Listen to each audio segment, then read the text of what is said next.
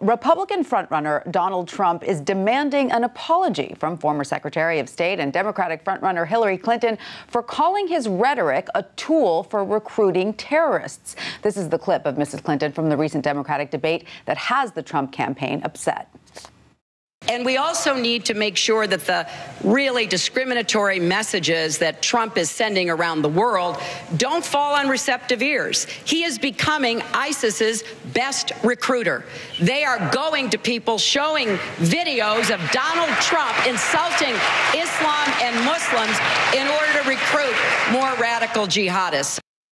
And here with more details is WSJ Washington Deputy Bureau Chief Tim Hanrahan. Tim, thanks for being with us. What is the latest on this standoff between the two candidates?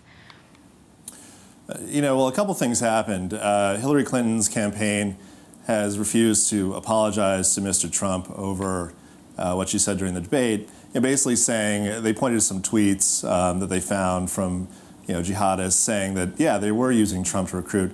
On the other hand, there's not a lot of evidence that there's actual videos or some organized campaign using Trump's rhetoric to recruit more ISIS members or other terrorists.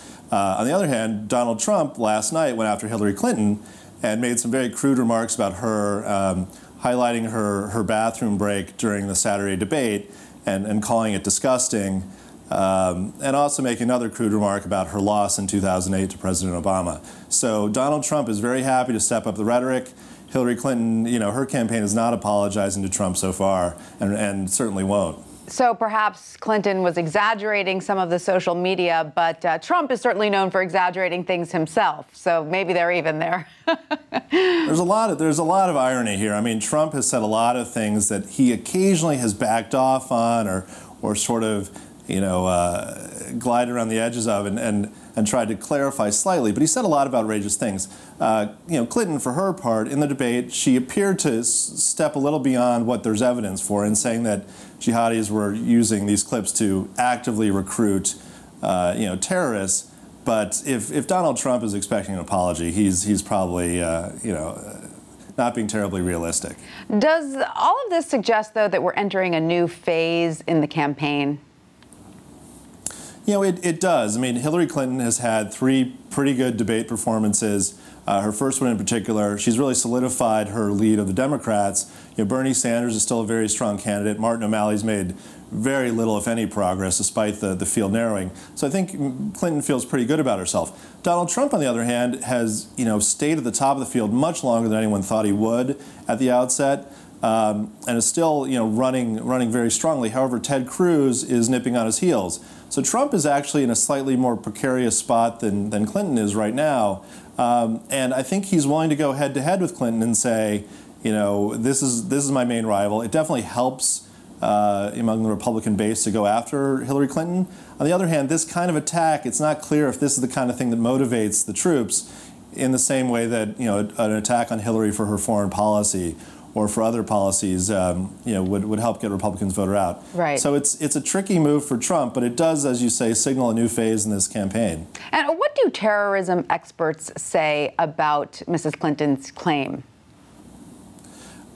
For the most part, they're saying there isn't really evidence of that so far. They say there are, a lot of ISIS members use social media to help recruit, and they say there are tweets out there that point to Donald Trump's comments and say, look, see here, here's a reason you should fight against the West. But so far the evidence is fairly scant. I mean, maybe a week from now, maybe 2 weeks from now, we may see more of this. But again, Mrs. Clinton got a little bit out over her skis on this comment. In a way, frankly, that many people in these debates do. They'll say stuff, the fact checkers will wait and say, well, it's not quite right. But certainly in this case, Clinton, there's not a lot of sympathy for Trump because he's been, used these kind of techniques too. What about the comment that Mr. Trump made that thousands of Muslims were celebrating on 9/11? Has any evidence come forward to support that claim? Well, it's interesting you say that because that's exactly the kind of thing we're talking about here.